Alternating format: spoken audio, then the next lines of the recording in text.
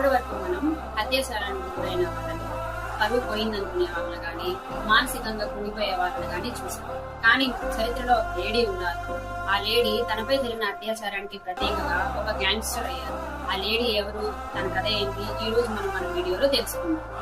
పూలన్ దేవి తను 1963లో ఒక పేద కుటుంబంలో జన్మించారు. తనకి 11 ఏళ్ల వయసులోనే తమ తల్లిదండ్రులు తనకంటే 3 రెట్లు వయసు ఎక్కువ ఉన్న అతనితో పెళ్లి జరిపించారు. అది కూడా కేవలం ఒక సైకిల్ కోసం, ఆవు కోసం మాత్రం.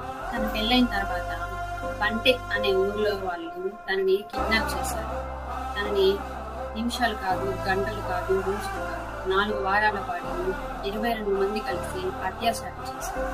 తనపై జరిగిన అత్యాచారానికి తను బాధపడను లేదు, కుంగిపోనో లేదు. తనపై జరిగిన అత్యాచారానికి ప్రతీకారంగా లోకల్ గ్యాంగ్ లో జాయిన్ అయింది.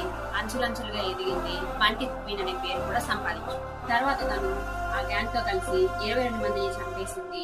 యూపీ పోలీసులకి లొంగిపోయింది.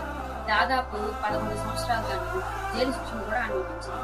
తర్వాత తను బయటకు వచ్చింది, ఎంపీగా పోటీ చేసి గెలిచింది. సో ఇది గాయ్స్ ఇవాళ మన పూలన్ దేవి వీడియో. ఈ కథపై చాలా మంది చాలా అభిప్రాయాలను వ్యక్తం చేస్తున్నారు. కొంతమంది తను చేసింది కరెక్ట్ అంటారు, కొంతమంది తను చేసింది తప్పు అంటారు.